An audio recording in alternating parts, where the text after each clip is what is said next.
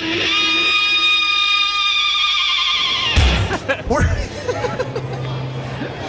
back here with Scared Stupid with your host Kris Bell and none other than the OG original old man grandpa from the Texas Chainsaw Massacre, John Dugan. Yeah, show it off, strut your stuff. That's what I'm talking about. John, how you feeling today? Pretty well, thank you. Yeah, right. We had a little bit of a hike to get up here to come do this interview, but I'm damn near 70 years old. That's perfect. John, okay, fans out there, they want to know, what was it like taking on your role in the Texas Chainsaw Massacre and working with all those crazy people? It was a lot of fun, really. Yeah? It was really, really hard. It was a hard shoot. Yeah, but we were all young and enthusiastic. You know? Right. You know, was there any? If there had been any union involvement, I'm sure they would have shut us down. But, but you know, we were young. We'd do anything. Sure. Can you just? Yeah, sure. How many times you need me to do it? You know, that sort of thing. So we managed to have a lot of fun, and it was my first feature film. So really, you know, several of us, it was our first feature film. So there was that. We all wanted to, you know, show how hard working we were and how we do anything, take one for the team, all that shit, you know. So nobody complained. Well, we did, but you know, Tobe Hooper seems like the kind of guy that did take on a lot of people as their first film. He took a chance on them and really. Oh yeah, because he could take complete advantage of them. Which he would do, you know. I see. Yeah. Little inside scoop. Yeah. From John Dugan. Yeah, Marilyn got it the worst, man. Really? Oh yeah. You know the scene when she's running, and she falls through the door in like the barbecue shack? Yes. And he went through, when she looks up and sees all the stuff in the smoker and all that, he went through the entire reel of film. He was just mesmerized by her, and so he didn't say cut. You know, so she. Yeah, so they're 5 minutes. So those reels, you know, and those reels are 16 millimeter. So they ran through the whole thing, and it was like, oh, okay, cut. Oh, you know? Sorry, cut now. Hey, so how did you get your start with that being what got you into it? Actually, my brother-in-law wrote it. Yeah, my sister was married to Kim Henkel. Okay. And I was. He was a writer and I was an actor, so it just worked out that way. But I was doing a children's play at the Goodman Theater in Chicago for the summer called The Taradiddle Tales, and I wore green and yellow tights. Yes. And little jazz shoes, and I danced around telling folk tales and singing folk songs from around the world. Oh my God. Yeah. That's beautiful. Yeah. That's one of the best starts in horror possible. And so Kim calls me, and he says, "Hey, John, man, you crazy?" You know, come on, this was the 70s. Right, you know? yeah. I'm like, "Yeah, man, I'm crazy." You know? What do you need, man? Well, man, I wrote this film. We're gonna roll on it. Well, I got something I want you to do in it. So he explained to me what it was, and then I went the next day, or probably Tuesday. And went to the producer and gave my notice and said I got a film job, and I was heading to Texas. And she was this old Russian woman from a Russian theater family. You know, her father. You know, she was a doctor of fine arts and you know in theater arts or something. And her father was well known in the theater. Right in the theater. Yeah. Bella Ipkin was her name, and she had a Russian accent, which I can't do. But I could try, but it would sound stupid. And she had one eye that kind of went off one way, no. And there was always like a little sort of yellow custard running out of it. And when I told her about the role of Grandpa, she said, Roddy McDowall would never have done his role in Planet of the Apes if he had not been an established actor first. So immediately got compared to Roddy McDowall. Hey, that's not bad, right? That's a pretty good shot on the dark right there. Yeah. So about 5 days later, I was in Austin, Texas. Yeah. Ready to film it. Yeah, ready to roll, man. That is awesome. Yeah. Man, what a career you've had. Yeah, my first two. No, it wasn't my first thing, but I got paid for both gigs. You know? Wow. So I managed to work all summer. That is incredible. The theater job, Yes. it was 2 shows a day, 6 days a week. We were dark on Monday, and it was like $175 a week. So it's like, what, $12.50 a show or something like that? But it was 1973, so. Right. Yeah, my share of the rent, I lived in a huge apartment in the Rogers Park neighborhood of Chicago. It was a 5-bedroom, it was a half a block long, and 5 of us lived there, 5 hippie actor types, Right. And so my share of the rent was $44 a month. So to make $175 a week as an actor was, I was walking in high cotton. I was about to say, man, you got it going on. Yeah. That is awesome. John, do you have anything coming up? Any conventions, any projects coming up? Yeah, I have, let's see, Rock, Paper, Scissors was just released on July 23rd. It's out on all forms of, DVD, Blu-ray, pay-per-view, video on demand, Netflix, Amazon. It's Rock, Paper, Scissors. Check it out. I play Uncle Charles, who is a very, very bad man. Very bad. He's the reason that the main character turned into a sexual serial killer. I'm his uncle. You're his uncle. You turned someone into a sexual serial killer. Yeah, and I had so much fun playing this role, man. So after my first day of shooting, Tom Holland directed it. Really? Yeah, and so of course I get off the plane. I take the red eye to LA from Nashville. So I get off the plane. They want me out on set immediately. Right. To sign a bunch of paperwork. Of course. And then I meet everybody real quick, and then I get a ride to my hotel and just sleep all fucking day long. And then I get up late and I start studying my lines. I get something to eat. The next morning, 6 a.m., I'm on the set, and they're going to shoot 2 of my hardest scenes first. Of course, first day there. It always happens that way. Of course. We got him here. Let's do that scene. What the fuck, man? Let me ease into it. So anyway, we did the first setup. And Tom Holland, who wasn't sure about me, but the producer, thank God, insisted on me. Yeah. He goes, John, come here. I said, yes, sir. Yes, Tom. And he goes, first off, he says, where have you been for the last 40 years, man? And I thought, okay, I'm doing something right here. Right, yeah, no, I've already done something right. And he said, let me ask you something. I said, okay, so are you worried about overacting this role? I said, well, yeah. Yeah, I was trying to come in halfway subtly. He goes, don't do that. I said, really? And he goes, no, John. Because my part was all in flashback. Right. He says, you are playing a psychopath in the memory of a psychopath. You cannot overact this role.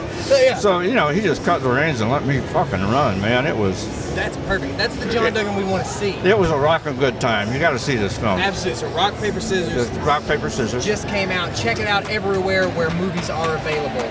John Dugan. Wait, next month, middle of September, Deviant Behavior. Deviant Behavior. Will be released on all forms of, it won't be a theatrical release, but all that other stuff. Yeah. And I play a kind of a burnout homicide detective guy. Yeah. Who partners up with an ex-homicide detective who is now a deeply fried private investigator. That was fun, too. I was going to say, that sounds like a lot of fun. To track down a sexual serial killer. There we go, man. That is just your forte now. Yeah. So I got 2 of those things happening this year, and then I'm back on the road. Back on the road. And I'm going to be at Rock and Shock in Worcester, Mass. in October. I'll be at the Niagara Falls HorrorCon Film Fest in October. I'll be in Moline, Illinois, Quad Cities, September. In just a few weeks. Yeah, just a couple weeks from now. Yeah, and I think then I may have one more thing, but I haven't signed on the dotted line yet for this season. And then, at November I'll be done until February probably with the concert. Absolutely. It's good to be working again. I went through some health issues and all that stuff last year, so. But I'm fine now. I'm clean. Don't have to see an oncologist until the end of November now. So. That's amazing news. Yeah, it's good news. Yeah, very good news. But I lost 50 pounds. Hey, I was gonna say something, John. So if you're a little overweight, you don't mind laying on the couch deathly ill for 6 months, try the cancer diet. That's an exclusive tip here from John Dugan.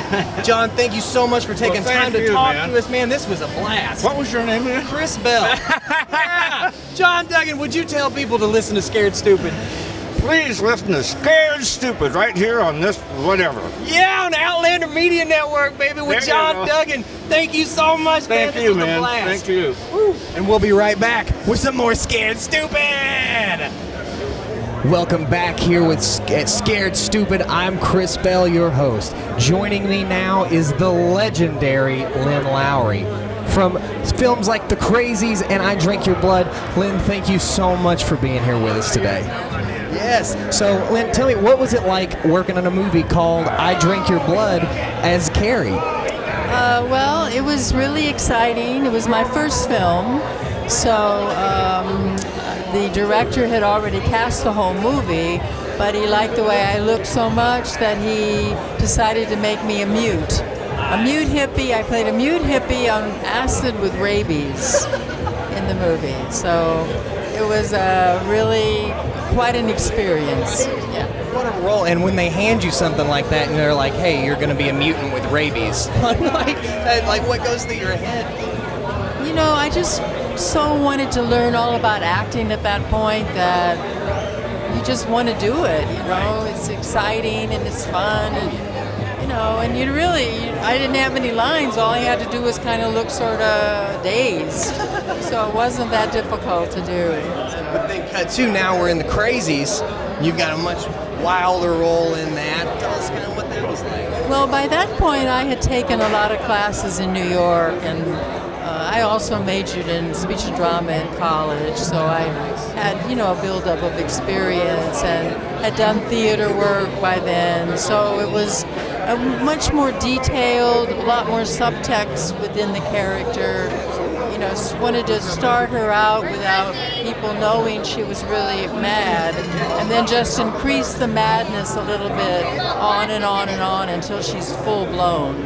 So it was really, and working with Romero was so amazing. He was such a great director. And here, Lynn, you've been in over 74 films already, right?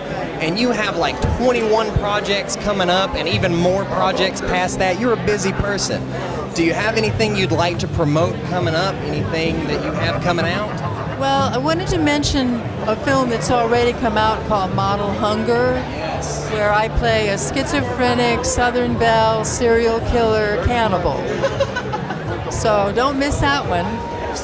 And I have one coming out called Essence, which is a sci-fi film, and also Necropolis Legion, which I just filmed in Vancouver, or in Toronto, with Chris Alexander. So that's coming out. And you can always go to my IMDb and see, you know, what's coming out. Of things that Lynn Lowry has been in. So make sure you get out there on IMDb. Is there any other social medias they can check you out on? On Facebook, I'm, you know, very active. Twitter, Instagram. You know, love to hear from people. So please feel free to contact me. Absolutely.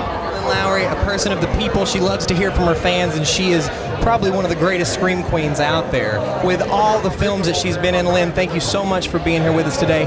Would you tell the people that they should watch Scared Stupid? You should watch Scared Stupid. Yeah. And that's from Lynn Lowry. Lynn, thank you so much for being here. This has been a lot of fun. And we'll be back with more Scared Stupid right after this. What's going on, everybody? Kris Bell here with Scared Stupid, an exclusive interview from the CreepyCon convention. Here I am with my long-lost family member, WF Bell. WF, how you doing today, buddy? Hey, pretty good. Thank you for having me. Thank you so much for taking time to talk to us. So, WF is a big staple here in the horror game. He's coming up. He's been in stuff like The Walking Dead. He was in Rob Zombie's 31. WF, how'd you get your start? Well, it's a pretty interesting story. Around 2014 timeframe, Rob had put something out about a kind of a Kickstarter campaign for 31, you know, something to get the fans involved. And at the time, I'd never done anything industry related, so it was sort of a bucket list item for me to, you know, be in a horror film. And it was kind of a two birds with one stone sort of scenario, because I was a fan of his since I was, you know, back in high school. So to be in a production that was directed by him was just, you know, a perfect opportunity. So with the help of family and friends, I was able to participate, and I went out to California and I was able to shoot a couple of scenes for 31, and man, it was amazing. It was awesome, man. You were part of the Goon Squad? Yeah. We got to roll up some people. Got to get a little violent, so that was a good time. So were you in the scene where they jump them in the... Yeah, that's the one, the scarecrow scene, middle of the road, yeah.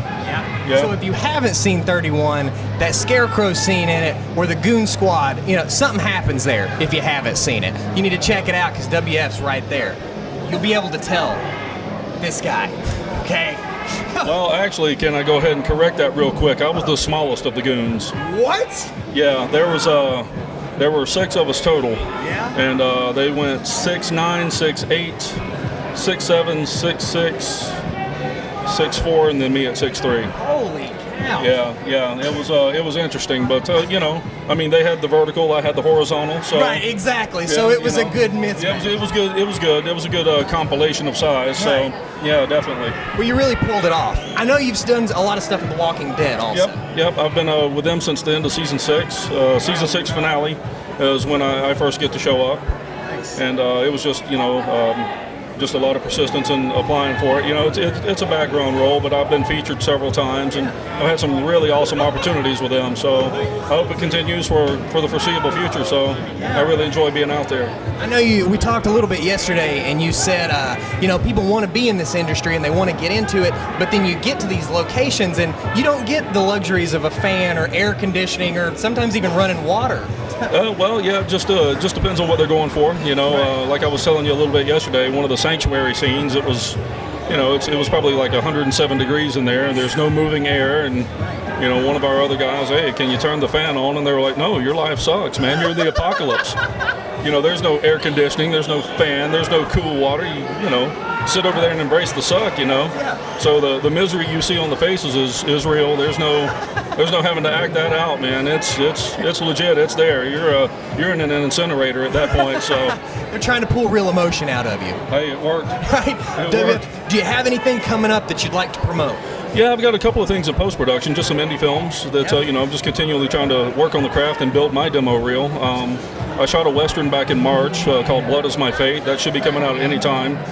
That was a lot of fun. It's a short film. He's wanting to push to film festivals. Nice. I was also just recently cast for a production called Cowboys from Hell. Yes. Yeah, that's a horror Western. That's about the only synopsis I can give you. The director of that was also the director of another indie film called Circus of the Dead. Okay, yeah. Yeah, so you can see that on Amazon Prime and a couple of other platforms. I'm not sure exactly which ones, but Bloody Bill Pond, that's the director's name, and he has a very creative imagination as well. Right. So just chatting with him, he says he's got some good stuff planned for me. So I'm super excited about that. You know, my two favorite genres are horrors and westerns. Right. So if you can get into one that you know, encompasses both, you know, that's a win. You know, that's a big win. So be sure you check out WF Bell on every social media platform out there: IMDb, Twitter, Facebook, Instagram. Do you have handles to let people know about? I'm actually taking a break from the Facebook and the Twitter thing for a bit, so I'm just trying to stay off that scene for a little while. But I do have Instagram. Yes. It's Bell Horror 2015. Yes. And you know, if you want to screenshot that for your video here and place that in there, so yeah, definitely, you know, jump on there and give me a follow and check out some of the cool stuff I'm a part of. That'd be great. Yeah. Stay up to date with this guy, because this is a rising star in the horror scene to really look out for. WF, thank you so much for being here with us today. Thank you for having me. I appreciate the kind words. Absolutely. Would you tell people to tune into Scared Stupid? Tune in to Scared Stupid. You know what's good for you. We'll be right back with some more interviews. I'm Kris Bell with Scared Stupid. You heard it here first, or else.